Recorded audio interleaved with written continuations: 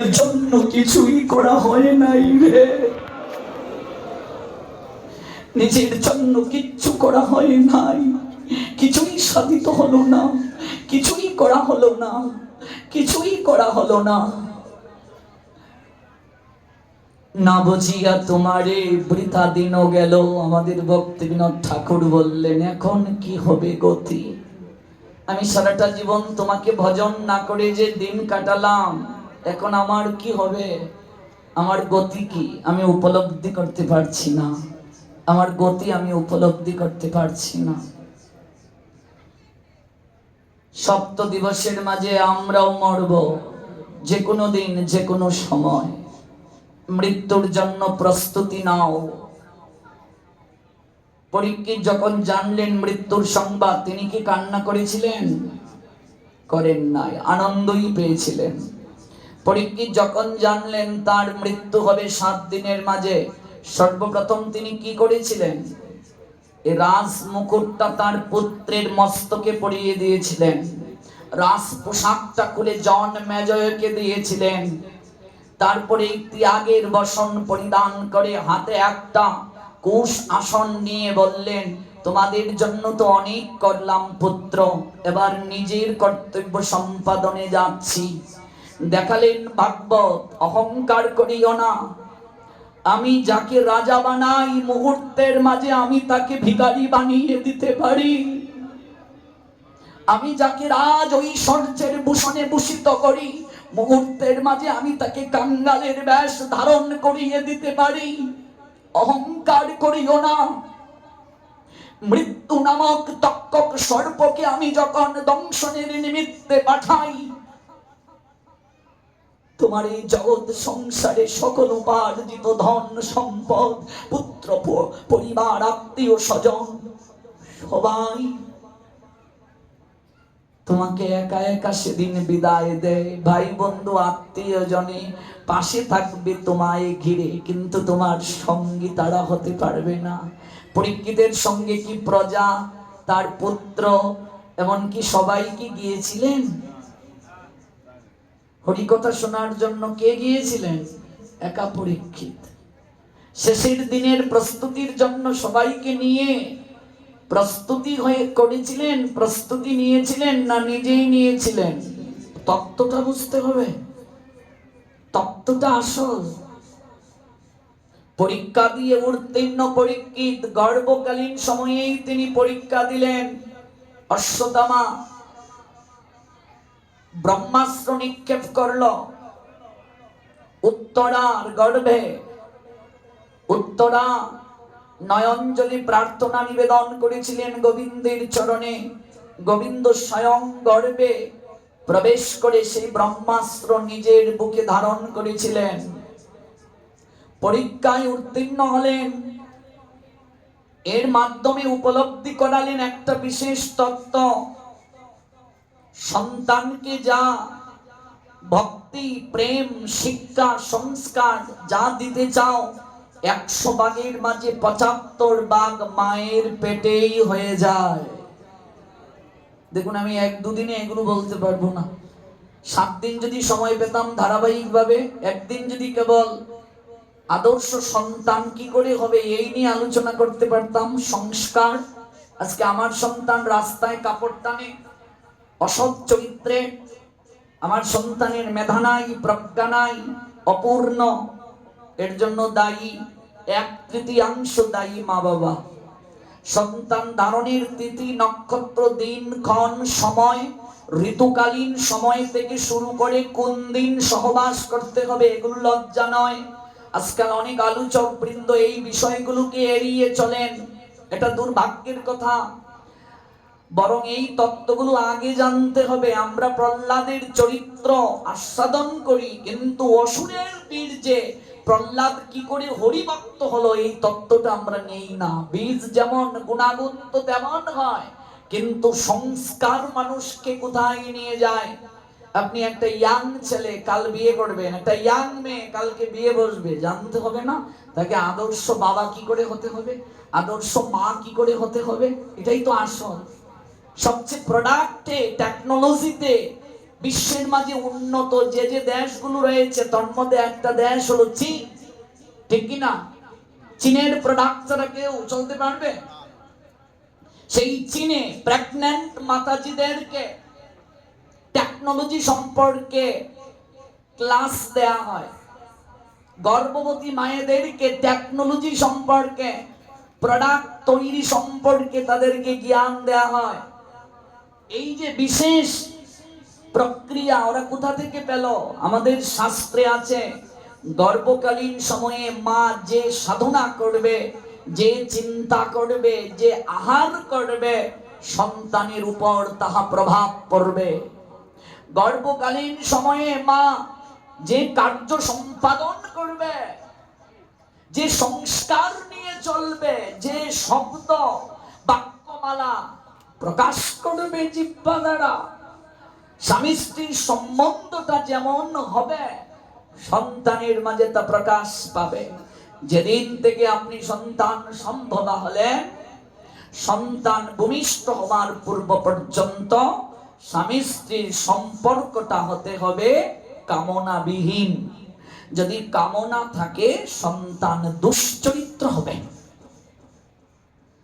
শাস্ত্র যেভাবে সন্তান ধারণের বিধির কথা বললেন, ভাগবত যে সিদ্ধান্ত দিলেন, কয়াদু নারদের আশ্রমে প্রহ্লাদকে পেটে রেখে যেভাবে তিনি সাধনা করেছিলেন, সেই তত্ত্ব যতদিন পর্যন্ত আমরা উপলব্ধি না করব হবে না।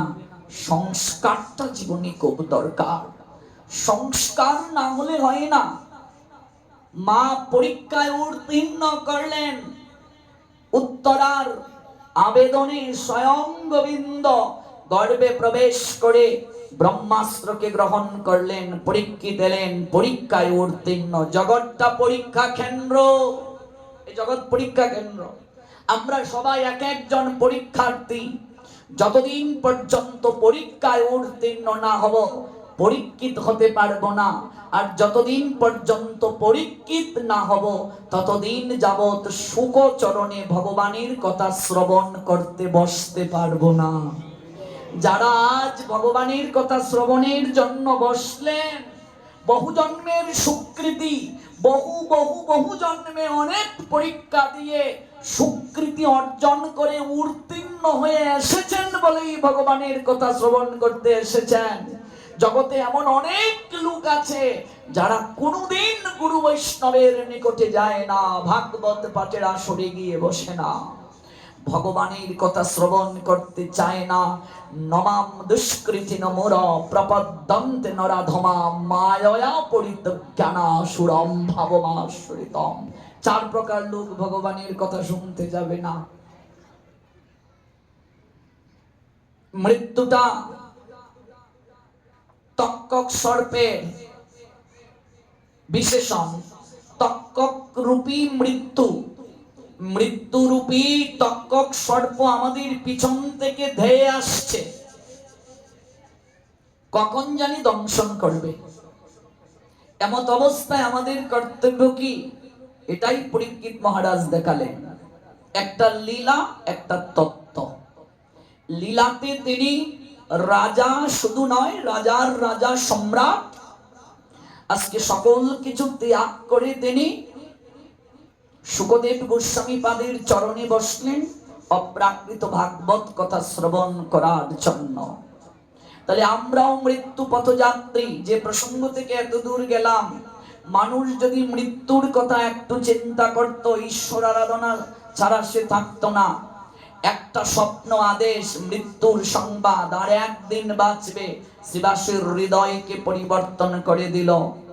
সেই শ্রীবাস পরবর্তীতে আয়ু কেমন করে বর্ধিত করলেন ভজনের দ্বারা আমরা গতকাল শ্রবণ করেছি। কেমন করে তিনি তার আয়ুকে বর্ধন করলেন। আসুন এবার গতকালের প্রসঙ্গের সূত্র ধরে অগ্রসর হই। বলেছিলাম, অশ্রদ্ধা দানা পুরুষা ধর্মস্য পরন্তপ অপ্রাপ্যমাম নিবর্তন্তে মৃত্যু সংসার বর্তনী। এই প্রসঙ্গে বলেছিলাম অর্জুন 85টি প্রশ্ন করলেন। রোগী যখন ডাক্তারের কাছে যায়, রোগী তার লক্ষণ খুলে বলে, ডাক্তার তাকে প্রেসক্রিপশন দেয়। আমাদের একটাই রোগ, ভবরোগ। ভবরোগটা কি? বারবার জন্ম নিচ্ছি, বারবার মরছি, আবার জন্ম নিচ্ছি, আবার মরছি। এই যে বারবার আসা যাওয়ার প্রক্রিয়া, বিশ্ব প্রকৃতির চিরায়ত রীতি অনুসারে এই পৃথিবী জুড়ে চলছে পালা বদলের খেলা। তাই সে খেলার সোপান বেয়ে একদিকে যেমন বেজে উঠে আগমনী সুর, ঠিক তেমনি সময় অন্যদিকে বেজে ওঠে বিদায়ের করুণ সানাই। আগমনী সুরের নৃত্যের মূর্ছনায় অমুক ঘন আনন্দের বশবর্তী হয়ে আমাদের চঞ্চল মন ময়ূরের পাখার মতো পেকম তুলে নাচে। নতুনকে বরণ করে নেওয়ার আনন্দে আমরা বিভোর হই, আবার পুরাতনকে বিদায় দিতে গিয়ে বিষাদিত হই। কখনো নতুনকে বরণ করে নেওয়ার আনন্দে বিভোর হওয়া, আবার কখনো বা পুরাতনকে বিদায় দিতে গিয়ে গুমরে গুমরে কাদা। কখনো প্রবেশ, আবার কখনো প্রস্থান, কখনো আগমন, কখনো গমন। এই প্রবেশ আর প্রস্থানের নাট্যমঞ্চে অনাদিকাল থেকে আমরা পরিভ্রমণ করছি। এই অভিনয় ততদিন যাবৎ চলবে যতদিন যাবৎ আমরা অনন্তময় শ্রী গোবিন্দের চরণ প্রাপ্ত হতে না পারব। ততদিন যাবৎ এই প্রক্রিয়া চলবে। এটাই হলো রোগ। এই রোগের নাম কি? ভবরোগ। এটা কোনো ল্যাবরেটরিতে গিয়ে টেস্ট করলে ধরা পড়বে না। আমার এই রোগ হয়েছে, আমি কার কাছে গেলে জানতে পারবো?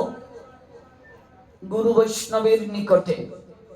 এর চিকিৎসা কেন্দ্র হাসপাতাল নয়, এর চিকিৎসা কেন্দ্র হলো সাধু সঙ্গ। এর ডাক্তার কিংবা বৈদ্য কিংবা কবিরাজ আর কেউ নয়, গুরু বৈষ্ণব এর চিকিৎসা করবেন। আমাদের হয়ে অর্জুন আমাদের লক্ষণ খুলে বললেন। আমাদের লক্ষণটা কি? কার্পণ্যজনিত দুর্বলতার প্রভাবে আমরা কিং কর্তব্য বিমূঢ়। কিং কর্তব্য বিমূঢ় শব্দের অর্থ কি? কি করব বুঝতে পারছি না। আমরা সংসারে আত্মীয় স্বজন, পরিবার পরিজন, তাদের মন রক্ষা করব না ভগবানকে ডাকবো, ভগবানের আইন পালন করব? ভগবানের আইন যদি পালন করতে যাই, যেদিন থেকে আপনি ভক্তি জীবনে প্রবেশ করবেন, ভগবানকে ভালোবাসবেন, সেই দিন থেকে একেবারে গেঁথে নিয়ে যান হৃদয়ে কথাটা, সেদিন থেকে আপনার আত্মীয় স্বজন, পরিবার পরিজনের প্রতি একটু একটু করে আপনার ভালোবাসা হ্রাস পেয়ে যাবে। ঠিক বললাম না ভুল বললাম? সেদিন থেকে আপনার আত্মীয় স্বজন একটু একটু করে দূরে যেতে শুরু করবে। কারণ আপনার গৃহে এসে আগের মতো রসালো খাবার খেতে পারছে না, ইন্দ্রিয় তর্পণ করতে পারছে না। মনে হবে এই জগৎটা আপনার নয়। আপনার কাছে মনে হবে আপনি অন্য কোনো গ্রহে। এই তিলক দিয়ে, এই ড্রেস পরে যদি কোথাও যাওয়া হতো, তখন এরকম ফেলফেল করে মানুষ আমার দিকে তাকিয়ে থাকতো, মনে হয়েছে আমি যেন মঙ্গল গ্রহ থেকে নেমে এসেছি। তিলক দিয়ে যেদিন আমি কলেজে গেলাম, সেদিন অন্য কোনো ধর্মের লোক নয়, আমার ধর্মের লোকেরা আমাকে দেখে বলছে, একটু সিলেটি ভাষায় কই, ইতা কিতা রে বা, ইতা কপালে কিতা লাগাইছো, বকের বিটনি রে বা, না ফাগাড়ের ফে কিতা, তোমার কিতা বেমার হইছে রে বা, ইতা কিতা রে বা, তুমি তো দেখি রে বা সাধু হইয়া গেছো, তো কপালে কিতা লাগাইছো, বকের বিটনি না ফাগাড়ের ফে। তো স্টিমারের পিছনে ডিঙ্গা বান্ধা দিলাই মনে, তো তোমার লগে লগে আমরাও হইতে যাই টাকা পারবে। যে বয়সে ফুইরান্তের পিছনে ফিল্ডিং মারার কথা, তো তুমি তো দেখি রে বা সাধু হইয়া গেছো, তো ফুরি পাইবাইনি রে বা। বলছে যে বয়সে আনন্দ করার কথা, এই বয়সে তুমি সাধু হয়ে গেছো, কোনো মেয়ে পাবে? মানে আমরা সিলেটিরা মেয়ে কই ফুরি, কি কই? সিলেটে গিয়া যদি রেস্টুরেন্টে কেউ হয় ফুরি খাইতাম, এমন খাওয়ানি খাওয়াই। মানে সিলেটে গিয়ে যদি কেউ কয় ফুরি খাইতাম, মানে ফুরি তো পিঠা, সিলেটিরা মেয়েরে কয় ফুরি, কেউ যদি কয় ফুরি খাইতাম, তো রেস্টুরেন্ট থেকে এমন খাইয়া বেরোই ভাই, বলছে যে বয়সে তা পুরান টেলিভিশনে ফিল্ম মারার কথা, তো তা ফুরি ফেলবে এমনি রে বা স্টিমারের পিছনে ডিঙ্গা হইল, তাহলে মনে তো তোমার লগে লগে আমরা, তুমি তো একটা স্টিমার, তো তোমার পিছনে ডিঙ্গি নৌকা বেঁধে দেব, আমরা তো আর এগুলো করতে পারছি না, তা আমরা হলাম ডিঙ্গি নৌকা আর তুমি স্টিমার, তোমার পিছনে আমরা গিট দিয়ে দেব। কপালে কি লাগিয়েছো, তা কপালে কি তা লাগাইছো রে বা, মানে কপালে কি লাগিয়েছো, বকের বিষটা না ফাগারের প্যাক না পুকুরের কাদামাটি, তুমি তো দেখি রে বা সাধুই আগে রায়, তুমি তো সাধু হয়ে গেছো, এরকম কি করছে, ক্রিটিসাইজ করছে। 60 বছরের এক বাবার বয়সী সেও সমালোচনা করছে। আমি বললাম বাবা আমার তো বয়স হয়নি, তো আপনার তো মনে হচ্ছে 50-এর উপরে বয়স, আপনারও কি সময় হয়নি? আসার সময় সেই বাবা বলছে একটু একাদশী শুরু করার ইচ্ছে আছে, আশীর্বাদ করে যান, নাতিটার বিয়ে দেখে যেন মরতে পারি। কেমন আশীর্বাদ চাইলো সাধুর কাছে, নাতির বিয়ে দেখে মরতে চায়, তো নাতির বিয়ে দেখলেই জীবন ধন্য হয়ে যাবে। নাতির পরে পন্থী দেখার অনেকের সব জাগে, পন্থীর পরে খন্তি, খন্তির পরে দা, দার পরে কুড়াল, কুড়ালের পরে শ্রেণী, শ্রেণীর পরে আতা, আতার পরে চামচ, চামচের পরে গুটনি, গুটনি বুঝো মায়েরা, ওই যে ডাল যে এরকম, এরপরে কি কোনো কিছু আছে? যদি এটা থাকে তারও বিয়ে দেখার শখ জাগবে, কিন্তু এই জীবন কেন পেলাম, কোথা থেকে এলাম, যাব কোথায়, এই নিয়ে কেউ চিন্তা করছে না, এই নিয়ে কেউ জানার চেষ্টা করছে না। অধিকাংশ মা বাবারা তাদের জীবনের একটাই অ্যাম্বিশন থাকে, অ্যাম্বিশনটা কি, আমার সন্তান ক্লাসে ফার্স্ট হতে হবে। অধিকাংশ মা বাবার চিন্তা, বাবা তোমাকে ক্লাসে ফার্স্ট হতে হবে, ফার্স্ট। আমার মাও বলতেন ফার্স্ট হতে হবে। তখন থেকেই আমার ইচ্ছা বা আমি ভাবছিলাম জীবনের উদ্দেশ্য মনে হয় ক্লাসে ফার্স্ট হওয়া, অধিকাংশরা তাই ভাবে, যদিও আমার মার ক্ষেত্রে আলাদা, তিনি আমাকে ছোটবেলা থেকেই কোলে করে সাধু সঙ্গে নিয়ে যেতেন, এরকম তো আর সবার সৌভাগ্য নেই। তো প্রত্যেক সন্তানের একটাই ধারণা, হয়তো ক্লাসে ফার্স্ট হওয়াটাই জীবনের উদ্দেশ্য। তারপর কি, ক্লাস 5-এ তোমাকে বৃত্তি পেতে হবে, তার মানে বৃত্তি পাওয়াটা জীবনের একটা উদ্দেশ্য, যদি কেউ বৃত্তি না পায় তার জীবন মূল্যহীন। আমার বাবা বলেছিলেন, তিনি একজন আদর্শ শিক্ষক, যে কতজন হাজার হাজার ছাত্রছাত্রীকে আমি বৃত্তি পাইয়ে দিয়েছি পড়িয়ে, তুই যদি বৃত্তি না পাস তাহলে আমার মৃত্যু ছাড়া আর কোনো উপায় নাই। তা আমি বৃত্তি পেলাম, কিন্তু বাবা ভাবেননি কখনো যে আমি ফার্স্ট হব, ফার্স্ট হয়ে প্রধানমন্ত্রী খালেদা জিয়ার কাছ থেকে আমি পুরস্কার পেয়েছিলাম, ক্লাস 5-এ ফার্স্ট হয়েছিলাম বৃত্তি পেয়ে, এটা উনি কখনো ভাবেননি। তাহলে অধিকাংশ সন্তানের মাঝে চিন্তা মনে হয় এরকম যে ক্লাস 5-এ বৃত্তি পাওয়াটাই জীবনের একটা উদ্দেশ্য। এবার 5-এও যদি কেউ বৃত্তি পেয়ে যায়, তখন তার ভেতরে ঢুকানো শুরু হয়, তোমাকে এই সুনামটা রক্ষা করতে হবে বাবা, এই রেজাল্টের ধারা থাকতে হবে, তোমাকে এইটাও বৃত্তি পেতে হবে, ক্লাস 8-এও বৃত্তি পেতে হবে। আমাকেও বাবা বলেছিলেন, আমি এইটাও বৃত্তি পেয়েছি, ফার্স্ট হয়েছি। তো অধিকাংশ সন্তানেরা ভাবে ক্লাস 8-এ বৃত্তি পাওয়াটাই জীবনের উদ্দেশ্য। তারপর দেখো তোমাকে গোল্ডেন পেতে হবে, প্লাস যদি না পাও চলবে। এবার প্লাস যদি কেউ পেয়ে নেয়, তখন কিন্তু আর তাকে জিজ্ঞেস করে না তোমার ক্লাস 1-এ রোল নাম্বার কত ছিল গো, জিজ্ঞেস করে না। তখন উদ্দেশ্য কি, একটা ভালো কলেজে ভর্তি হতে হবে। মা বাবার একটাই ভেতরে ঢুকিয়ে দেয়া হচ্ছে, শোনো তোমাকে ভালো একটা কলেজে ভর্তি হতে হবে, ভালো কলেজে তোমার ভর্তি হওয়া দরকার। কি গো শিবানন্দের মা, তোমার ছেলে কি করে, কি আর করবে, গোল্ডেন এ প্লাস পেয়ে বের হয়েছে এসএসসি তে, বাবা খুব ভালো গো। তো তো ভালো কলেজে চান্স হয়েছে শুনছিস রে শিবানন্দ? ওই পাশের বাড়ির তোর জেঠিমা আমায় বলছে ভালো কলেজে চান্স হয়েছে কিনা, মন দিয়ে পড়াশোনা করতে হবে, একটাই তো পেলে না, ভালো কলেজে চান্স না পেলে আমি মুখ দেখাতে পারবো? এবার শিবানন্দও শুরু করলো রাত দিন ধরে পড়াশোনা, একটা ভালো কলেজে চান্স হয়ে গেল। তোমাকে ইন্টারে কিন্তু ভালো রেজাল্ট করতে হবে বাবা, ইন্টারে তোমাকে এ প্লাস পেতে হবে। এবার ইন্টারেও এ প্লাস পেলো। এবার কিন্তু কেউ জিজ্ঞেস করছে না আপনাকে কি গো রেজাল্ট কি ছিল, ক্লাস 5 এ বৃত্তি পেয়েছিলে, কেউ জিজ্ঞেস করে? যে ক্লাস 6 এ রোল নাম্বার কত ছিল জিজ্ঞেস করে না। এখন একটাই শুধু হৃদয়ে ইচ্ছা, পাবলিক কোন ইউনিভার্সিটিতে চান্স পেতে হবে, পাবলিক ইউনিভার্সিটিতে চান্স না পেলে হবে না।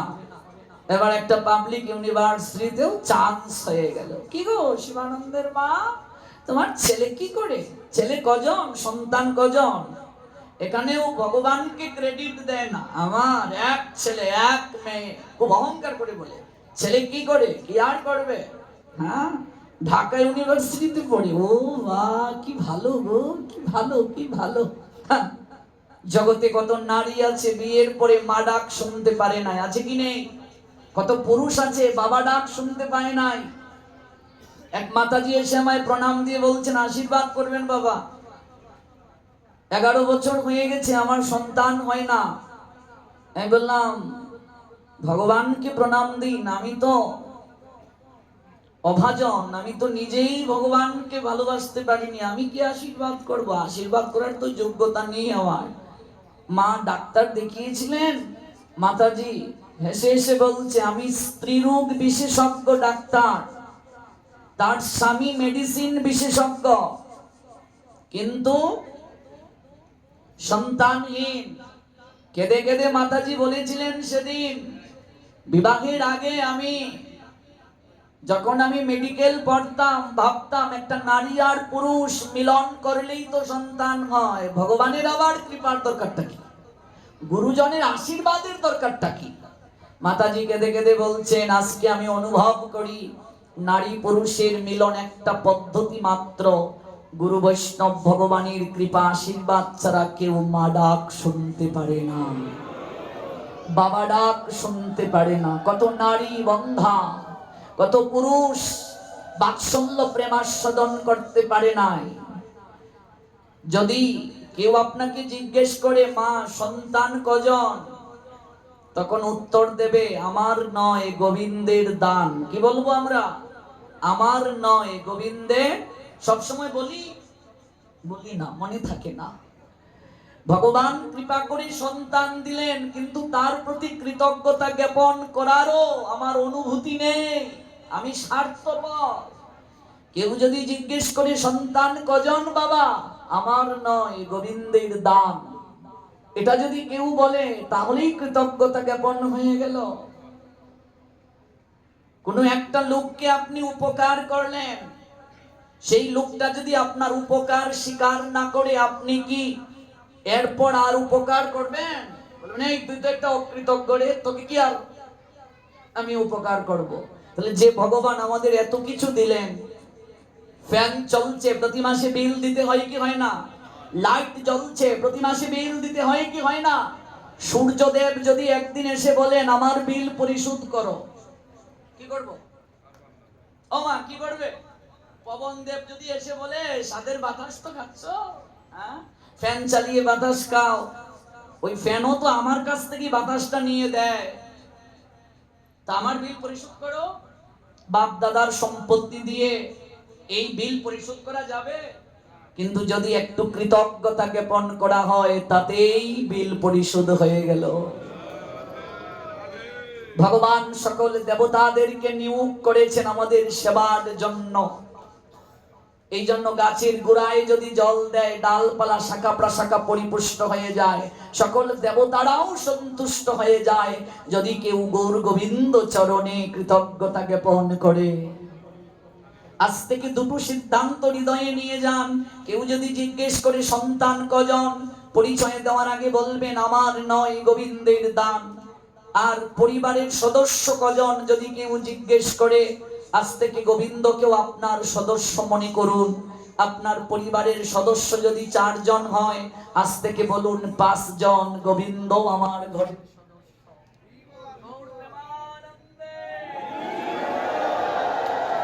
गौर प्रेमानंदे और जोर से प्रेम से গোবিন্দ আমার ঘরের একজন সদস্য। যদি এটা করি তাহলে হবে কি, একটা বিপদ যদি আসে পরিবারের সকল সদস্যের মন খারাপ থাকবে কিনা? এই বিপদকে এড়ানোর জন্য সবাই চেষ্টা করব কিনা? যদি গোবিন্দকে আপনি আপনার ঘরের সদস্য রূপে গ্রহণ করেন, সব জায়গায় বলেন, আপনার যদি একটা বিপদ আসে, আপনার 4 জন সদস্য 4 জন যদি চেষ্টা করে বিপদ এড়ানোর জন্য, তখন গোবিন্দেরও চিন্তা থাকবে, ওরে আমাকেও তো সে তার ঘরের একজন সদস্য মনে করে। এই বিপদ শুধু 4 জনের নয়, এই বিপদ এড়ানোর দায়িত্ব আমার উপরও আছে। তুমি যদি গোবিন্দকেও বলো আমার ঘরের সদস্য, তাহলে তোমার যা কিছু প্রয়োজন বাকি সদস্যরা যেভাবে চিন্তা করবেন, গোবিন্দও তখন সেইভাবে চিন্তা করবেন। মারে, আমরা তাকে আপনার করতে পারিনি রে মা, আমরা তাকে আপন ভাবতে পারিনি রে মা। এই জন্য এই দুটা সিদ্ধান্ত আজকে হৃদয়ে নিয়ে যাও। কেউ যদি বলে সন্তান কজন, আমার নয়, গোবিন্দের দান আগে বলবে, তারপর যে সন্তান পরিচয় দাও। সদস্য কজন, যতজন সদস্য সঙ্গে তোমার ভগবানও একজন তোমার ঘরের সদস্য। যেদিন থেকে ভগবানকে তোমার ঘরের আসনে বসালে, সেদিন থেকে ভগবানও তোমার ঘরের একজন সদস্য হয়ে গেলেন। তাহলে আমরা এগুলো কেন উপলব্ধি করতে পারি না? কারণ আমাদের মাঝে কামনা বাসনা এমন ভাবে আঁকড়ে ধরেছে, যার কারণে এই উপলব্ধি আমাদের হয় না। আমাদের ছোটবেলা থেকেই শুধু কামনা বাসনার জলাঞ্জলিতে কারাগারে আবদ্ধ করে রাখা হয়েছে, কামনা বাসনার সাগরে আমাদেরকে ডুব দেওয়ানো হয়েছে, কামনা বাসনা রত্না করে সাঁতার কাটানো হয়েছে। ওই দেখো না কথাবার্তাগুলো কেমন কামনা বাসনা পরিপূর্ণ। যে তোমার সন্তান কি করে গো, এই তো ইউনিভার্সিটিতে পড়ি, পাবলিক ইউনিভার্সিটিতে। এবার তুমি পাবলিক ইউনিভার্সিটিতে পড়ো, কেউ তোমাকে জিজ্ঞেস করছে না তোমার ক্লাস 1 এ রোল নাম্বার কত ছিল, কেউ জিজ্ঞেস করছে? ক্লাস 5 এ বৃত্তি পেয়েছিলে, কেউ জিজ্ঞেস করছে না। 8 এ বৃত্তি ছিল, জিজ্ঞেস করছে না। পাবলিক ইউনিভার্সিটিতে পড়ে। এবার পাবলিক ইউনিভার্সিটি থেকে একটা ভালো রেজাল্ট নিয়ে বের হতে হবে। কি গো শিবানন্দের মা, তোমার ছেলে কি করে?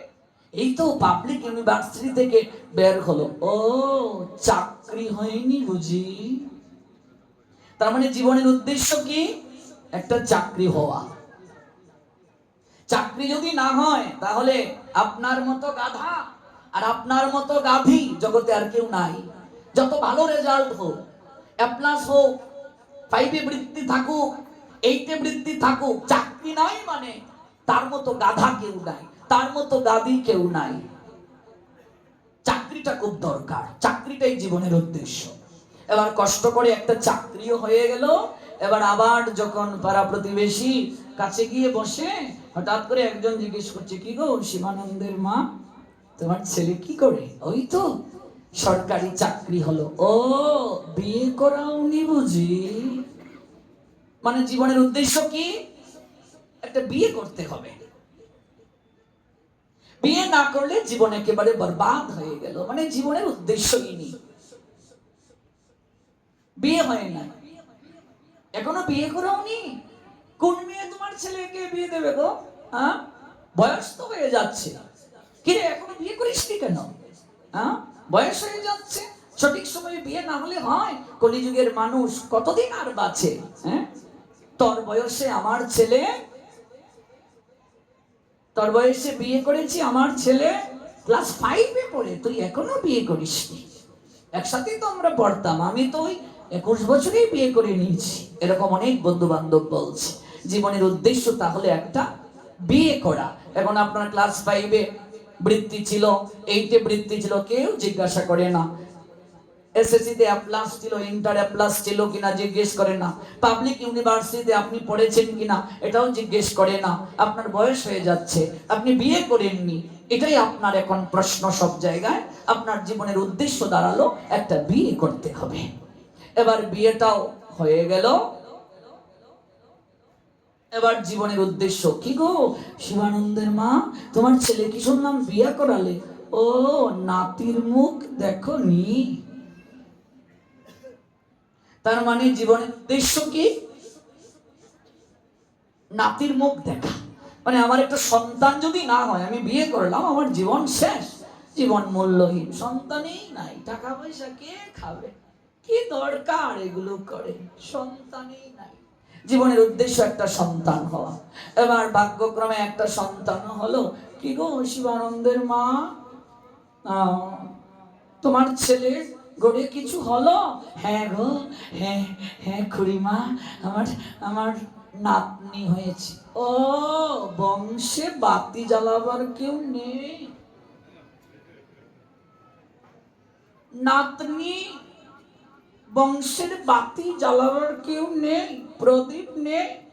ওই কিছু মূর্খের দল দেখবে এরকম বলে। মনে রাখবে, এখানে যাদের শুধু মেয়ে, যাদের ছেলে নাই তাদেরকে বলছি, ছেলে নেই বলে মন খারাপ করবে না। মেয়েটাকেই মানুষের মতো মানুষ করো। মেয়েই পিণ্ড দেবে, মুখে আগুন দেবে, শ্রাদ্ধ কার্য সব মেয়েই করবে। ভক্ত যদি না হয় ছেলের দ্বারা উদ্ধার হয় না। ভক্ত যদি হয় ছেলের দ্বারা উদ্ধার হয়, মেয়ের দ্বারা উদ্ধার হয়। এগুলো সামাজিক ব্যাধি, কুসংস্কার। অনাদিকাল থেকে পুরুষতান্ত্রিক সমাজ নারীদেরকে একটা নিম্ন গতিতে রেখে এসেছে। নারীদেরকে ভোগ্যপণ্য ভেবে রান্না করে তাদেরকে আটকে রাখা। তারা কেবল সন্তান জন্ম দেবে, তারা কেবল কাজ করবে, এরকম একটা ভাবনা অনেক পুরুষের মাঝে আছে, যেটা উচিত নয়। একটা নারী আদ্য শক্তি মহামায়ার অংশ স্বরূপিণী, একটা নারী দশভুজা, এরকম শক্তি তার মাঝে আছে। এবার ছেলে হলো, এবার ছেলেকে আবার নার্সারিতে পাঠাতে হবে, কেজিতে পাঠাতে হবে। এবার তার শুরু হয়ে গেল এবার সংগ্রাম। তার সন্তান, তাকে এক হতে হবে, 5 বৃত্তি পেতে হবে, 8 বৃত্তি পেতে হবে, ভালো রেজাল্ট করতে হবে। এই করতে করতে কখন যে শিবানন্দের মাথার চুলে পাক ধরলো, দাঁতটাও নড়বড়ে শুরু হয়ে গেল। তারপর আরো 2-3টা ছেলে হলো, 3-4টাই সন্তান হয়ে গেল। এবার কি? এবার শিবানন্দ আর শিবানন্দের বউ 30 বছরের পরের জীবন হলো গাধার জীবন। কিসের জীবন? ওরা গাধা মানে বোঝা বহন করা। গাধা যেমন বোঝা বহন করে, ওই 30-এর পরের জীবন গাধার জীবন। বিবাহ শব্দের অর্থ কি? বিশেষভাবে ভার বহন করা। বিবাহ মানে, যে গোস্বামী পাদ বলছেন, যদি কেউ কৃষ্ণের সংসার না করে, বিবাহ করা মানে গাধা হওয়া। যে বিয়ে করেছে গাধা হয়েছে। স্ত্রীর বহন করতে হবে, স্ত্রীর বহন স্বামী করবে, স্বামীর বহন স্ত্রী করবে, সন্তানের বহন করবে। গাধার মতো 50 বছর বয়স পর্যন্ত গাধার জীবন। 50-এর পরের জীবন হলো বানরের জীবন। বানর যেমন দেখবে এই গাছের ডালে ঝুলে থাকে, এখান থেকে ঝাঁপ দিয়ে আরেক গাছের ডালে যায়, ওই ডালে ঝুলে থাকে। আমরাও 50-এর পরে এই ছেলের বাসায় 1 মাস, ওই ছেলের বাসায় 1 মাস, বানর যেভাবে ঝুলে থাকে তুমিও ঝুলছো। আবার এইদিকে তোমার ফুরি তো বুঝো, ফুরি কল দিদাছে, কি তা গো মা, আমরা কি তো এইভাবেই তুমি ফর কইরা লাইছো? হ্যাঁ, এই যে তোমার ফুরি তোমার নাতিটারে লইয়া এত কষ্ট করতেছে, 15টা দিন আইয়া থাকলে হয় কি তা? কইস না রে মা, তোর মেজদার বাসাত নু আমি আসি, বৌমাটা বেমার হইছে, তার বেমার। বেমার মানে বুঝো? ও মা, আমরা সিলেটি ভাষা, বেমার মানে রোগ, অসুখ হয়েছে, বেমার হইছে গো, বেমার। তারপর তোমার সুতো ফুলার বউ হে কইতাছে, কি তা গো, তোমারে তোমার মায়ে ফেটো রাখছে, এটা আমার মনে হয় না। না, এটা আমি বিশ্বাসই করতাম না। তোমার মেজদার বাসায় 1 মাস থাকে, শেষদার বাসায় 1 মাস থাকে, এই যে আমি গেদা আর গেদিরে লইয়া এত কষ্ট করতাছি, তোমার মায়ের চোখে দেখে না? আর কিতা বইয়া বইয়া শহরের বাসায় সপ্তাহ বাথরুম টয়লেট ভিতরে বইয়া বইয়া নাতিরা লইয়া খেলতো আর সিরিয়াল দেখতো স্টার জলসা জি বাংলায়। কামটা কিতা গারামা বইয়া তখন লাগে এখানে তোমারে ফেডো রাখছে না মনে হয় ফাইয়া আনছে। বান্দর যেমন এক গাছের ডাল থেকে আরেক গাছের ডালে লাফাইয়া যায়, তুমিও এক ছেলের বাসা থেকে আরেক ছেলের বাসায় লাফাইয়া যাও। বান্দর দিয়ে মানুষ যেমন খেলা দেখায়, তুমিও জনজনি একটা হাতে লইয়া দাদু ভাই বান্দরের মতো খেলা দেখাচ্ছ, ঠিক কিনা? খেলা দেখাচ্ছ জনজনি বাজাইয়া দাদু ভাই। বানর যেমন খেলা দেখায়, দেখো দাদু ভাই দেখো কেমন করে আমি বেমিসি হাসি দেই, দাদু ভাই দেখো ও বাবু আমার দিদিমণিটা হাসে, ও বাবু। বান্দরের মতো খেলা দেখাও। কত বয়স পর্যন্ত? 50-এর পরে 70 পর্যন্ত হলো বানরের জীবন। দাদু ঘোড়া হচ্ছে, নাতি উপরে উঠছে, দাদু ভাই আমি ঘোড়া হই তুমি উঠো, বান্দরের মতো খেলা দেখাচ্ছে। তারপর দাদু তার নাতিরে নিয়ে এরকম যাচ্ছে, এই ঘোড়া চলে এই লাগামটা টান দাও, আর তো ফাঁকনা চুলটা আইনা দে তো ভাই, জয়টা ফাঁকনা চুল আনবে ওইটা তরে আমি 5 টাকার নোট দেব। তাই পাকনা চুল আইনা আবার নাতনি রে কইতেছে তার দিদিমা দেখতো আমার মাথায় বিড়বিড় করতেছে, উকুনে একটু আইনা দে না, উকুনটা আইনা এরকম মারছে 70 পর্যন্ত। 70-এর পরের জীবন হলো কুকুরের জীবন। কিসের জীবন? কুকুর যেমন পাহারা দেয় তুমিও পাহারা দাও। কিভাবে পাহারা দাও? বাসায় সবাই তোমাকে রেখে চলে গেছে, কি গো রমাকান্তের মা পাঠও যাই তাই না, রাহুল কৃষ্ণ আইসি সিলেট থেকে, ও কৃষ্ণা রে আর রাধাকান্তের মা যাওনটা তো মন চায়, বাড়িরা নো খাইলা কেউ নাই, বৌমাও ঈদের ছুটি পাইয়া বাপের বাড়ি গেছে গা, সঙ্গে নাতি নাতনিটাও গেছে, ফুলাটাও বাড়িত নাই, দিন কাল বালা না, খাইলা বাসা, মনটা তো চায় বাগবতে যাইতাম, কেমনে যাইতাম, খাইলা বাসা তৈয়া দিন কাল বালা না। কুত্তার কুত্তুনি যেমন পাহারা দেয়, বুড়ার বুড়ি কুত্তা কুত্তুনি বইয়া বইয়া পাহারা দেয়, হ্যাঁ ভালো করে সৌ কেউ দেখে না, হ্যাঁ খানেও হুনে না, এই কে যাস রে, জ্যাঠা বাবু আমি রামানন্দ, ও কই যাস, ওই বাগবত পাটো যাইবাই না, যাইতা তো আসলাম রে, খাইলা বাড়ি আর শরীরটাও বালা না, প্রেশারটা বাইরে গেছে গা, শ্বাস লইয়া গড়াই না, স্প্রে দিয়া দিয়া কোন ক্রমে টিকে আসি, গৌর প্রেমানন্দে। কুকুরের জীবন, কুত্তার কুত্তুনি পাহারা দিতেছে। তারপরে ছোটবেলা তোমার 3 ফুলা কাজ্জা করছে, মানে ঝগড়া করছে, মা আমার কাছে মা ঘুমাইবো, আমি মার দ্বারা ঘুমাইমু, এখন না মা আমার আমি মার দ্বারা ঘুমাইমু, না মা আমার আমি মার দ্বারা ঘুমাইমু। 3 ফুয়ায় খান্দা করে, মা ও মা তুমি খাড়ে বেশি বলা পাও গো, আমারে বলা পাও না, তুমি মেজদারে বলা পাও, কান্নাকাটি করতে। আর এই ফুলাপান যখন বড় হইয়া যায়, মার যখন রথ পইরা গেছে গা, চলতে পারে না, 3 ফুলা ঝগড়া করে। ছোটবেলা কইছে আমার মা, আর এখন কয় তোর মা। বউ বাঁশি বাজাইতেছে, হ্যাঁ মা কিন্তু তোমার একলা নি, তুমি একলা কেনে দেখতাই, এই জঞ্জাল আমি কেনে টানতাম, তোমার মেজদা শেষদা হেরার বাসায় গিয়া পারে না থাকতো, আমি কেনে টানতাম জঞ্জাল, সারা জীবন এত কিছু করলা, এখন তুমি জঞ্জাল, একেশ পাকিবে দন্ত নড়িবে, সম্বল হবে তোমার লাঠি, আর পুত্র পরিজন সকলে বলবে এই জঞ্জাল মরলেই বাঁচি। একটিবারও চিন্তা করেছেন, একটিবারও অনুভব করেছেন, সারাটা জীবন দায়িত্ব কর্তব্য পালন করতে করতে কখন যে চুলে পাক ধরলো, কখন যে দন্ত নড়ে গেল, কখন যে এই দেহরথ অচল হয়ে যাওয়ার পথে একটিবারও অনুভব করলাম না। দিন শেষে আহাকার, সবার কাছে যখন মূল্যহীন, কেউ যখন আর ভালোবাসে না, রথ যখন অচল, তখন গোবিন্দের মন্দিরে এসে প্রণাম দিয়ে কাঁদতে কাঁদতে, প্রণামও দিতে পারি না, নইতে পারি না, হাতে এই হাঁটুর গিটে গিটে ব্যথা, নিচে বসতে পারি না, টুল নিয়ে মুড়া নিয়ে ভাগবত পাঠে আসতে হয়, চেয়ারে বসে ভাগবত শুনতে হয়, নিচে বসতে পারি না। ভগবানের কাছে প্রণাম দিয়ে কাঁদতে কাঁদতে বলি, গোবিন্দ তুমি ছাড়া আমার আর কেউ নাই। গোবিন্দ তখন মৃদু মৃদু হাসেন, ওরে যেদিন ডাকার সময়ে ছিল সেদিন বলেছিলে সময়ে নাই, সময়ে নাই। একটিবারও গুরু বৈষ্ণবের নিকটে বসার সময় পাস নাই, একটিবারও হরিনাম করার সময় পাস নাই। আজ সবার কাছে মূল্যহীন, যাদেরকে তুই আপনার বলে গ্রহণ করেছিলে, যাদের জন্য জীবনে খেটে খেটে এই রথ অচল করলে, যৌবন শেষ দিলে, আজকে তারাই তোকে মূল্যহীন ভেবে ছুঁড়ে ফেলে দিল।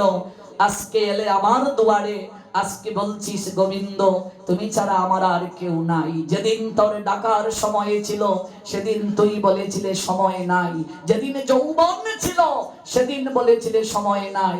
আজকে এলি সবার কাছে সবকিছু দিয়ে, ভিখারির মতো শূন্য হৃদয়ে নিয়ে, হৃদয়টাও তো কলুষিত করলে, যে দেখো যৌবন দ্বারা সেবা করার কথা, যৌবনটাকেও নষ্ট করে ফেললে। আজ এসে বলছিস তুমি ছাড়া আমার কেউ নাই, আজ এসে বলছিস তুমি একমাত্র আমার রক্ষক, তুমি ছাড়া বন্ধু কেউ নাই। আজকে তোকেও দেখার আমার সময় নাই, যা গেট আউট, তোকে দেখা আমার সময় নাই। কিন্তু গোবিন্দ এটা কখনো বলেন না। আত্মীয় স্বজন বলে, সন্তান বলে, বন্ধু বান্ধব বলে, কিন্তু গোবিন্দ এত করুণাময়, তার কাছে অনন্ত কোটিবারও যদি অপরাধ করে, পাপ করে, নয়ন জলে একবার যদি কেউ তার চরণে আশ্রয় নেয়, গোবিন্দ তাকে বুকে তুলে নেন, আপনার করে নেন। হরিদিন বন্ধু, চিরদিনের বন্ধু, জীবের চির সুখে দুঃখে, ভজনে মন অন্ধ, চরণারবিন্দ, দুস্তর মায়া বিপাকে পড়ে আছো, একমাত্র তোমার ভজনের মূল ধন হলো, পরম ধন হলো চরণারবিন্দ, হরি চরণারবিন্দ। একমাত্র হরির চরণ ব্যতীত আর কারো ভজনার সম্পদ নেই। মারে ভগবান তো আঁকড়ে ধরেন বটে, কিন্তু এই শেষ জীবনে আঁকড়ে ধরলে হবে কি? তোমার তো আর ধরার সেদিন শক্তি থাকবে না মা। সেদিন তো তুমি একটু রান্না করেও ভগবানকে নিবেদন করার শক্তি পাবে না। সেদিন তো তুমি যে একটু গুটিতে হরিনাম করবে, তোমার আঙ্গুলটা সেদিন আর চলবে না। তুমি তো ভালো করে সেদিন চোখেও দেখতে পাও না, কানেও ভালো করে শুনতে তুমি পাচ্ছ না। নিচে যে একটু বসবে, গোড়াগুড়ি দেবে ভাগবত আঙ্গিনা এসে, সেই সুযোগটাও তোমার আর নাই। কি হবে? আমরা বাজারে যাই, ফল কেনার সময় বলি টাটকা ফলটা দেবে, ওই আপেলটা একটু পচে গেছে এটা বাদ দিয়ে দেন, এটা দেবেন না। সবজি কিনতে গিয়ে টাটকা সবজি আমরা কিনি। ফুলের মালা আনবো ভগবানের গলায় পরিয়ে দেওয়ার জন্য, টাটকা ফুলটা দাও, টাটকা ফুলের মালা। ফুল কিনতে গেলে টাটকা, সবজি কিনতে গেলে টাটকা, ফলমূল কিনতে গেলে টাটকা। ভগবানের মন্দিরে সবজি টাটকা নিয়ে যায়, ফলমূল টাটকা নিয়ে যায়, ফুলের মালাটা টাটকা নিয়ে যাই, কিন্তু আমরা নিজে ভগবানের কাছে বাসি হয়ে যাই। ভগবান তো গীতায় বললেন, মন মনা ভব, তোমার মনটা কেবল আমায় দাও। এই মন অন্য কাউকে দেওয়ার জন্য নয় রে বাবা। তাহলে স্ত্রী, পুত্র, কন্যা, পরিবার পরিজন, আত্মীয় স্বজন, তাদেরকে কি মন দেব না? তাদেরকে কি ভালোবাসবো না? শাস্ত্র বললেন তাদেরকে ভালোবাসবে, দায়িত্ব মিশ্রিত ভালোবাসা, কর্তব্য মিশ্রিত ভালোবাসা। মন তাদেরকে দেয়া যাবে না, মন দেবে কেবল মদন মোহন গোবিন্দকে। মন দেবে কেবল মন মোহিনী শ্রীমতী রাধা রানীকে, আর কাউকে নয়। ভুল জায়গায় যদি মনটা কেউ দিয়ে দেয়, তাদের কাছ থেকে কষ্ট পেয়ে একদিন মনই বিদ্রোহ করবে, আমাকে সঠিক জায়গায় না দিয়ে কোন জায়গায় দিলে, আমার এই মনটা ভুল জায়গায় কেন দিলে। কারো কাছ থেকে কষ্ট পেয়ে অনেকে বিদ্রোহ করে, আর ভালোবাসবো না জীবনে, এটা সে বিদ্রোহ করে না, ভেতর থেকে ওই মন মহাজন বিদ্রোহ করছে, ওরে আমাকে যার চরণে দেয়ার কথা তুই তো আমাকে তার চরণে দিসনি রে, আমাকে ভুল জায়গায় দিয়ে কলুষিত করে ফেললে, পবিত্র আমাকে রাখলে না, অপবিত্র করে ফেললে। ভগবান হৃদয়ে গ্রাহী মদন মোহন, তিনি কেবল এই হৃদয়ের মাঝে, এই মনে যে শুদ্ধ বিশুদ্ধ প্রেম, যে প্রেম আমরা কামনা বাসনায় কলুষিত করেছি, এটাকে ফিল্টারকরণ করে ভজনের মাধ্যমে ছেকে ওই বিশুদ্ধ প্রেমটা কেবল ভগবান আমাদের কাছে প্রার্থনা করে। সনাতন গোস্বামী মাঘ মাসের শীতের রাতে গ্রন্থের টিকা লিখছেন। কনকনে ঠান্ডা বৃন্দাবনে, যারা গিয়েছেন তারা জানেন তখন কত ঠান্ডা। একটা ছালাগা দিয়ে মারে এই বাংলার যিনি প্রধানমন্ত্রী ছিলেন সনাতন, তার ভাই রূপ অর্থমন্ত্রী ছিলেন, পারিবারিক নাম অমর সন্তোষ, হুসেন শাহ দিয়েছিলেন দবির কার সাকর মল্লিক, মহাপ্রভু দিয়েছিলেন রূপ সনাতন। বাংলার প্রধানমন্ত্রী আর অর্থমন্ত্রী যেদিন সর্বপ্রথম মহাপ্রভুকে দর্শন করতে গিয়েছিলেন, মাথার মাঝে দুইটা বোঝা নিয়ে গিয়েছিলেন, বোঝা আর দন্ত দ্বারা এক খণ্ড তৃণ চিবিয়ে ধরেছিলেন। অনেক দূরে দাঁড়িয়ে রইলেন, সামনে যাওয়ার সাহস পাচ্ছেন না। ম্লেচ্ছর অধীনে চাকুরি করেছেন, ম্লেচ্ছের অন্ন খেয়েছেন, তাই নিজেকে অপবিত্র জ্ঞান করত, দূরে দাঁড়িয়ে রইলেন। কিভাবে শুরু করবেন, কথা বলবেন ভেবে পাচ্ছেন না। তাই রূপক পরিবেশে, রূপক বেশে হৃদয়ের কথাটা গৌরাঙ্গ চরণে জানাচ্ছেন। মস্তকে দুবাই দুটি বোঝা নিলেন, দন্ত দ্বারা তৃণকে চিবিয়ে ধরলেন, নয়নে অশ্রু ঝরছে। যেখানে সম্পর্ক গভীর, সেখানে মুখ দিয়ে কোনো শব্দ বের হয় না, ভাষা বের হয় না, নয়নের জলে সকল ভাষা প্রকাশ পায়। যার প্রতি যার অনুরাগ প্রবল, তার কথা শুনতে ভালো লাগে, আরো শুনতে চাই। ভক্ত ভগবানের কথা শুনে তৃপ্ত হয় না, আমি আরো শ্রবণ করতে চাই। এত তাড়াতাড়ি পাঠ শেষ হয়ে গেল। যাকে ভালোবাসি তাকে দেখতে ভালো লাগে। প্রেমময়ী বলছিলেন, তুমি তো জানো না শ্যাম সুন্দর, তোমাকে ভালোবাসার মাঝে কতটা আনন্দ। তুমি যদি একবার আমার ন্যায় হতে পারতে, তাহলে জানতে আমি তোমাকে ভালোবেসে এত কাঁদি কেন শ্রী গোবিন্দ। তুমি যদি কোনোদিন আমার ন্যায় হতে পারতে, তাহলে জানতে তোমাকে ভালোবেসে কান্নার মাঝেও পরম আনন্দ খুঁজে পাই আমি। তাই আজ শ্রাবণের বরিশনের ন্যায় অশ্রু ঝরছে রূপার সনাতনের নয়ন দিয়ে। কোনো কথা বলছেন না, বুঝাচ্ছেন গৌর হরি। তাকিয়ে দেখো প্রভু, আমরা মানুষ নই, আমরা গাধা।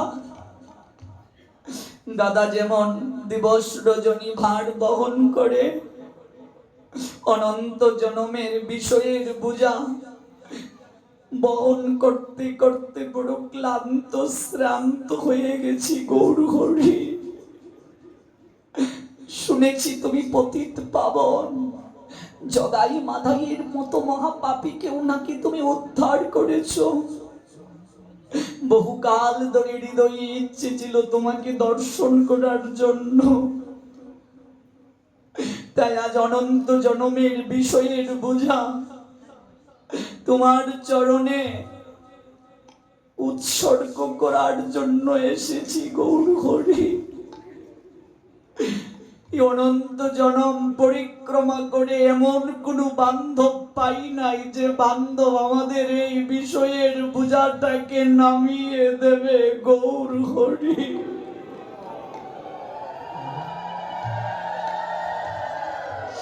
এমন কোন বান্ধব পাইনি অনন্ত জনম পরিক্রমা করে যে বিষয়ের বোঝাটা একটু নামিয়ে সুশীতল প্রেম বাড়ি দ্বারা স্নাত করে দেবে।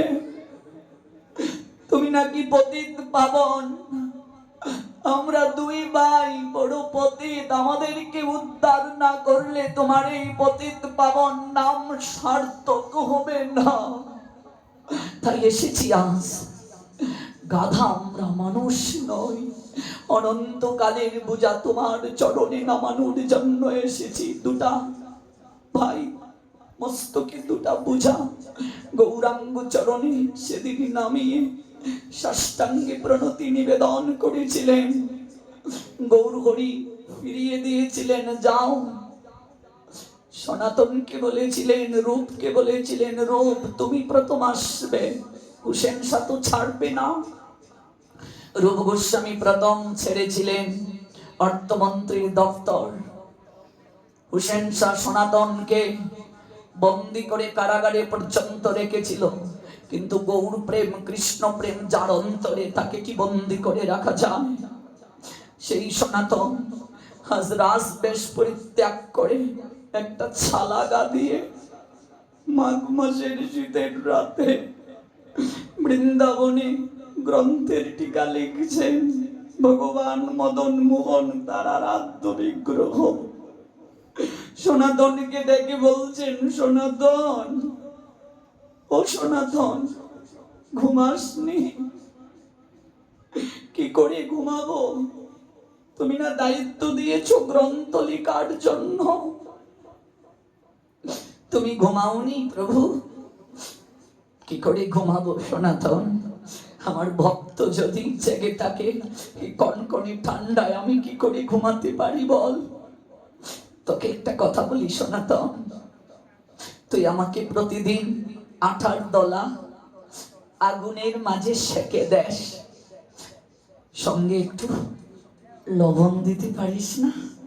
আমি আমি এই লবণ ছাড়া আঠার দলা কি করে খাই রে বল? একটু লবণ দিতে পারিস না? ও বুঝেছি, লবণ ছাড়া তোমার খুব কষ্ট হয় বুঝি। আমি সন্ন্যাসী, ভিক্ষায় বের না হলে লবণ পাবো কোথায়? আর যদি ভিক্ষায় বের হই, তুমি যে দায়িত্ব দিয়েছ তা আমি কি করে শেষ করব? তোমার খুব কষ্ট হচ্ছে, এই কাঙ্গালির কুটিরে তুমি থাকতে পারছো না। পাশেই তো রাজার বাড়ি আছে, অট্টালিকা আছে, ওইখানে চলে যাও, আমি তোমাকে অট্টালিকায় দিয়ে আসবো। এখানে তোমার বড্ড কষ্ট হচ্ছে। লবণ ছাড়া আটার দোলা ঠিকই তো খাওয়া যায়, সেখানে তুমি 56 ব্যঞ্জন পাবে, রাজ অট্টালিকায় থাকতে পারবে, সোনার পালঙ্কে শয়ন করতে পারবে। মদন মোহন ভগবান বিগ্রহ থেকে কথা বলছেন, মারে আমরাও তো অনেকে বিগ্রহ সেবা করি, লবণ যদি কম দেই কিংবা বেশি দেই, কোনোদিন কি ভগবান বিগ্রহ থেকে বলেছেন আজ লবণটা একটু বেশি হয়ে গেছে রে? আমার গুরুদেব বলেন, পূজারীর সঙ্গে বিগ্রহের ভাব কেমন হবে জানিস বাবা? পূজারী বিগ্রহের দিকে তাকালেই বুঝতে পারবে তার কি প্রয়োজন কি প্রয়োজন নয়। কারণ ওই বিগ্রহে প্রাণের সঞ্চার হয়েছে, পূজারী সেটা অনুভব করতে পেরেছেন। লক্ষ নাম যদি কেউ না করে, গৌর হরি তার হাতে কোনদিন সেবা গ্রহণ করেন না। নবদ্বীপে গৌর হরিকে সেবা দেওয়ার জন্য নাম নিয়ে প্রতিযোগিতা হতো, কে কত লক্ষ নাম করত নয়ন জলে গৌর হরিকে নিয়ে সেবা দেওয়ার জন্য। এই জন্য যিনি মন্দিরের পূজারী হবেন, লক্ষ নাম যদি তিনি না করেন, তার হাতে গৌর হরি কোনদিন সেবা গ্রহণ করেন না। এত সহজ নয়, এত সহজ নয়। আমাদের তো কোনোদিন এমন হয়নি গো, এমন হয়নি। মদন মোহন ভগবান বিগ্রহ থেকে বলছেন, সনাতন আমি আর কোনোদিন তোর কাছে লবণ চাইব না, আমি লবণ ছাড়া খেতে পারি রে, আমি লবণ ছাড়া খেতে পারবো সনাতন, আমি তোর কাছে আর কোনোদিন লবণ চাইব না। একটু আগে না বললে তোমার কষ্ট হচ্ছে, আটার দোলা সেকে দিচ্ছি লবণ ছাড়া, এখন বলছো লবণ ছাড়াই তুমি খেতে পারবে, লবণ ছাড়াই খাবে। আমি লবণ ছাড়া খেতে পারবো সনাতন, কিন্তু আমি তোকে ছাড়া থাকতে পারবো না। তুই যে বললে আমাকে রাজার বাড়ি দিয়ে আসবে, রাজার বাড়ি রাজ অট্টালিকা আছে, 56 ব্যঞ্জন আছে, সোনার পালঙ্কের শয়ন সুখ আছে সনাতন, কিন্তু আমি যে তোর নিয়ায় ভক্তের হৃদয় সিংহাসনে থাকতে যাই, আমি লবণ ছাড়া খেতে পারবো, কিন্তু তোকে ছাড়া আমি থাকতে পারবো না। আমি লবণ ছাড়া আটার দলা খেতে পারবো সনাতন, কিন্তু আমি তোকে ছাড়া আর থাকতে পারবো না। এই হলো ভালোবাসা রে মা। হৃদয়ের এই শুদ্ধ প্রেমটা কেবল ভগবান চান। আমরা সংসারে ওই মনটাকেও কলুষিত করে আমরা টাটকা শাক সবজি নিয়ে আসি ভগবানের সেবার জন্য আনন্দ বাজারে, আমরা টাটকা ফুলের মালা নিয়ে আসি গোবিন্দের জন্য, কিন্তু মনটা বাসি করে আনি। আমরা টাটকা ফলমূল গোবিন্দের জন্য নিয়ে আসি, কিন্তু মনটাকে বাসি করে, মনটাকে কলুষিত করে নিয়ে আসি। যদি মন্দির বানালে ভগবান পাওয়া যেত, এই জগৎ সংসারের শিল্পপতিরা ভগবানকে পেত। যদি চালের বস্তা ডালের বস্তা দিলে ভগবান পাওয়া যেত, তাহলে কত লোক ভগবানকে পেতে পারত। ওদের অর্থ আছে, চাল ডাল দান করতে পারে, কিন্তু ভগবান এমন একটা জায়গায় আমাদেরকে ঠেকিয়ে দিলেন। ভগবান বললেন আমাকে মন দাও। গীতায় 2টা শ্লোকে বলা হয়েছে, নবম অধ্যায়ের 34, অষ্টাদশ অধ্যায়ের 65 নং শ্লোকে, মন মনা ভব, তোমার মনটা আমায় দাও। আমরা সব দিতে পারি রে বাবা, মন দিতে পারি না। মন যদি দেয়া যায়, মন মোহিনী রাধারানী হয়ে যায়। মন দিলে মদন মোহন তোমার হয়ে যাবে। দক্ষিণ ভারতের বাসুদেব বিপ্র এই মনটা সংসারকে দিলেন, স্ত্রী পুত্র কন্যা পরিবার পরিজন সবাইকে এই মন দিলেন। ওরাই আমার আপনার জন, ওরাই আমায় দেখবে, ওদের ছাড়া আমার আর কে আছে? এত ভালোবাসা আমি কোথায় রাখবো? স্ত্রীকে জড়িয়ে ধরে বলেন, ওগো জীবনটা বড় সংক্ষিপ্ত মনে হয় গো, তোমার সঙ্গে যে ভাব বিনিময় এক জন্মে শেষ হবে না আমার, আরো যদি দীর্ঘ সূত্রে জীবন পেতাম। অনেকে বলে প্রেমিক প্রেমিকা জড়িয়ে ধরে, কেন জীবন এত ছোট, কেন আগে পরিচয় হলো না তোমার সাথে, কত কথা। কিন্তু ওই বাসুদেব বিপ্রের সকল হৃদয়ের আবেগ দেয়া নেয়া বন্ধ হয়ে গেল। তার হৃদয়ে পোষিত সকল ধারণা মিথ্যে বলে প্রমাণ হলো যেদিন তার গায়ে কুষ্ঠবেদী ধরা পড়লো। চৈতন্য চরিতামৃতে আছে, কুষ্ঠবেদী যখন তার গায়ে ধরা পড়লো। আমি আপনাদেরকে গল্প শোনাচ্ছি না, লীলা 500 বছর আগের কথা। দক্ষিণ ভারতে এই লীলা সংগঠিত হয়েছে। 1-2 মাস সন্তান টানলো বাবাকে, তারপর মাকে নিয়ে ছেলে মেয়েরা মিটিং করতে বসলো। মা, একটা সিদ্ধান্ত দাও, আর কদিন বাবা যদি মরে যেত সেও রক্ষা পেত, আমরাও রক্ষা পেতাম। মারে, সংসার কত বিচিত্র বুঝবে মা। এই দেহরথ অচল হয়ে যদি 3টা দিন বিছানায় পড়ে যাও বুঝবে সংসার কেমন বিচিত্র। আমরা সিদ্ধান্ত নিয়েছি জঙ্গলে বাবাকে ফেলে দিয়ে আসবো। তুমি কি বলো?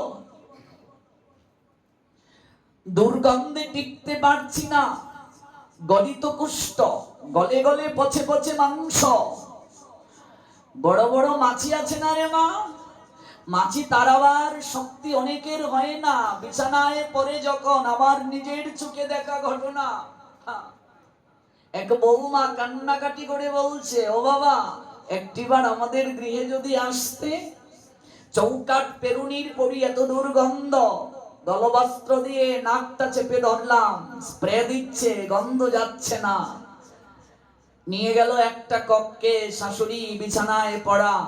মারে, কাঁঠাল ভাঙলে আম কাটলে দেখেছ বড় বড় মাছি ভন ভন করে বসে, ওই মাংস পচে গেছে, মাছিগুলো এইভাবে বসছে, তাড়াবার শক্তি নাই। একটা শব্দ কেবল আলতু আলতু, স্পষ্ট নয়, বের হয়েছে, আমার কানে পৌঁছালো শব্দটা, গোসাই বিদায় দাও। সেদিন ঝরঝর করে আমার চোখ বেয়ে জল ঝরেছিল, এত কান্না পেয়েছিল আমার। চোখটা বন্ধ করে মনে মনে ভেবেছিলাম, গোবিন্দ, না জানি কার শেষের দিনটা কেমন হয়, আমার শেষের দিনটা কেমন আমি তো জানি না গোবিন্দ। এই জগতে তার মতো দুর্ভাগা আর কেউ নাই, যার শরীর অচল হয়ে বিছানায় পড়ে যায়। তার মতো দুর্ভাগিনী আর কেউ নাই, যার রথ অচল হয়ে যায়। মারে, বিদায়ের কাজ যদি কেউ না করে বিদায় হবে, সুস্থ শরীরে বিদায়ের কাজ না করলে হবে। এই জন্য অভ্যাস যুগ, গুরুদেব মালা দেন, হরিনাম করো, অভ্যাস করো, সাধু সঙ্গ করো, ভাগবতের চরণে নয়ন জলে জানিয়ে যাও, হে গোবিন্দ, তুমি তো স্বয়ং ভাগবত, তোমার নামটা নিয়ে সুস্থ শরীরে হরিদাসের ন্যায় যেন জগৎ থেকে যেতে পারি। গৌর প্রেমানন্দে আমাদের বিদায়টাও যেন হরিদাসের ন্যায় হয়। প্রার্থনা, মহতের কৃপায় সব হয়, ভাগবতের কৃপায় সব হয়। বলছো না যে মা, আমাদের সিদ্ধান্ত পছন্দ হয়নি, বাবাকে জঙ্গলে আমরা ফেলে দিয়ে আসবো। একটা তাল পাতার কুটির আমরা বানিয়ে রেখেছি, তুমি না করলেও শুনবো না। মা বলছে, আর কদিন টানবো, তোরা যা ভালো মনে করিস তাই কর। পাশের কক্ষ থেকে বাসুদেব শুনলেন, এরই নাম সংসার। ওগো, তুমি অন্ধকার রাত্রিতে একা ঘুমাতে কষ্ট পেতে আমাকে ছাড়া, আমি মশালটা হাতে নিয়ে এগিয়ে দিতাম, তুমি বাবার বাড়িতে গিয়েও আমায় ছাড়া থাকতে পারতে না। আজকে তুমিও সন্তানদের সঙ্গে সুরে সুর মিলিয়ে বললে কদিন টানবো, যেদিন প্রথম ছেলেটা হলো, বুকে নিয়েছিলাম, প্রথম সন্তানকে পেয়ে সারা গ্রাম মিষ্টি মুখ করিয়েছিলাম। প্রথম বাবা ডাক শুনে আমার যে কি আনন্দ হয়েছিল তা বলে বোঝাতে পারবো না। আজকে সেই সন্তান আমাকে জঙ্গলে তাল পাতার কুটির বানিয়ে রেখেছে, ফেলে দিয়ে আসবে আমার শরীরে কুষ্ঠ হয়েছে বলে। অন্ধকার রজনীতে বাসুদেবকে জঙ্গলে ফেলে আসা হলো। অন্ধকার রজনীতে সারা গায়ে কীট হয়ে গেছে মা। বাসুদেব কাঁদছে, হে গোবিন্দ, সারাটা জীবন সংসারকে দিলাম, এই মন, স্ত্রী, পুত্র, কন্যা, পরিজনকে দিলাম। আজ আমার মনে হচ্ছে যতটা ভালোবাসা সংসারকে দিলাম, তার বিন্দু মাত্র ভালোবাসা যদি তোমাকে দিতাম, হয়তো আজকের এই দিনটা আমার জীবনে হতো না, এই দিনটা আমায় দেখতে হতো না। হাত পচেছে, ওই জায়গা থেকে একটা কীট কষে পড়েছে, একটা কীট মা কষে পড়েছে। কীটটাকে বাসুদেব অঙ্গুলি দিয়ে তুলে আবার ওই পচা মাংসের মাঝে ঢুকিয়ে দিয়ে বলছেন, ওরে সবাই চলে গেল আমায় ছেড়ে, তুইও বুঝি চলে যেতে চাস? ওরে তুই আমার শরীরে এসেছিলে বলে এই সংসার কেমন আমি বুঝতে পেরেছি রে। ওরে তুই আমাকে কামড় দে, আরো কামড় দে, আরো যন্ত্রণা দে, আরো কষ্ট দে। তুই আমাকে যত কামড়াবে, যত কষ্ট দেবে, যত যন্ত্রণা দেবে, আমি তত কামড় খেয়ে কৃষ্ণ কৃষ্ণ বলে কাঁদতে পারবো। তুই আমাকে যত কষ্ট দেবে, যত যন্ত্রণা দেবে, আমি তত নয়ন জলে আমার গোবিন্দকে ডাকতে পারবো। ওরে সবাই ছেড়ে চলে গেল, তুই অন্তত যাস নে রে। ওরে তুই আমার পরম বান্ধব, তুই আমার শরীরে এসেছিস বলে আমি সংসারের বিচিত্রতা অনুভব করতে পেরেছি, এই সংসারের সম্বন্ধ কেমন আমি অনুভব করতে পেরেছি। তুই আমাকে ছেড়ে যাস নে রে, যাস নে, যাস নে, তুই আমায় ছেড়ে যাস নে। এই জীবন আমি আর রাখতে চাই না, আমি রাখতে চাই না, আমি আত্মহত্যার পথই বেছে নেব। আমি আর এই জীবন রাখতে চাই না। ঠিক সেই সময় জঙ্গলের পাশ দিয়ে কয়েকজন হরিনাম করে যাচ্ছে। তোমরা কোথায় যাচ্ছ গো? আমরা আমরা কুর্ম বিপ্রের গৃহে যাচ্ছি। শুনেছি কুর্ম বিপ্রের গৃহে একজন সন্ন্যাসী এসেছেন, নবীন সন্ন্যাসী। কত অন্ধ তার কাছে গিয়ে চোখে আলো খুঁজে পেল, কত আতুর তার কাছে গিয়ে চলার শক্তি পেল। তিনি নাকি স্বয়ং ভগবান, তার গায়ের বরণটা কাঁচা সোনার মতো। কেউ তাকে গৌরাঙ্গ বলে, কেউ তাকে গৌর হরি, কেউ তাকে বলে নদিয়ার নবদ্বীপ চন্দ্র, নদিয়া বিহারী, কেউ তাকে বিশ্বম্বর বলে, কেউ তাকে সচিত নয়, কেউ তাকে সচির দুলাল, কেউ তাকে গৌরাঙ্গ বলে, গৌর সুন্দর বলে। আর এই সন্ন্যাসীকে সবাই বলে শ্রীকৃষ্ণ চৈতন্য মহাপ্রভু।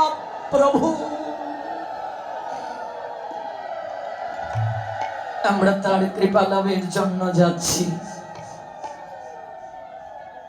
যার কেউ নাই এই জগতে, যে পতিত পামর কাঙ্গাল, তিনি কাঙ্গালের ঠাকুর, তিনি কাঙ্গালের নাথ, তিনি কাঙ্গালের পরম বান্ধব। ওগো তোমরা যাচ্ছ, আমায় একটু নিয়ে যাবে? আমারও তো কেউ নেই, আমার স্ত্রী, পুত্র, কন্যা, পরিবার পরিজন আমায় কুষ্ঠ হওয়ার কারণে জঙ্গলে ফেলে দিয়ে গেছে। আমি আত্মহননের পথ বেছে নিয়েছিলাম। তিনি যদি পরমেশ্বর ভগবান হন, তিনি যদি স্বয়ং ভগবান হন, আমি একটিবার তার চরণে গিয়ে মরতে চাই। ওগো আমায় একটু নিয়ে যাবে? তোমরা বান্ধব হয়ে একটু আমায় নিয়ে চলো না। একটু বান্ধব হয়ে নিয়ে চলুন না গো।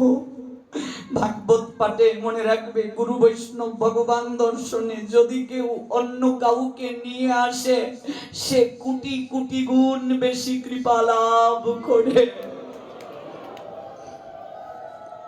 এই জন্য প্রয়োজন হলে যাদের আছে গাড়ি ভাড়া দিয়ে ভক্ত নিয়ে যাবে।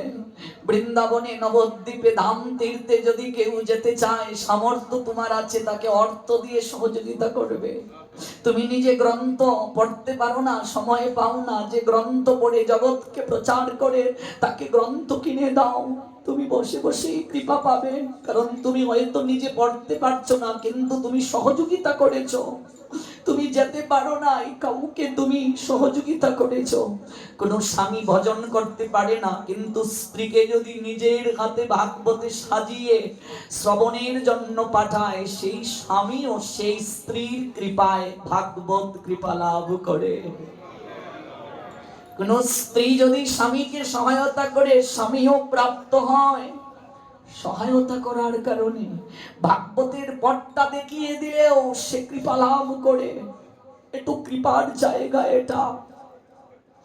স্বয়ং ভগবান এখানেও আছেন গো, আমাদের দিব্য দৃষ্টি নেই, দর্শন হচ্ছে না আমাদের। নিয়ে যাবে আমায়, আমার মতো কাঙ্গাল যে কেউ নেই, পতিত কেউ নেই, আমায় নিয়ে যাবে। বাসুদেব বিপ্রকে কয়েকজন ওই কর্ম বিপ্রের গৃহে যেতে সহায়তা করছে। কর্ম বিপ্রের আঙ্গিনায় গিয়ে বাসুদেব ডাকছেন, কর্ম বিপ্র, কর্ম বিপ্র, গৃহে আছো ভাই? কর্ম বিপ্র, কোথায় কোথায় লুকিয়ে রেখেছ? গৌর হরিকে একটিবার বের করে দাও। কাঙ্গালের ঠাকুরকে কোথায় লুকিয়ে রেখেছ?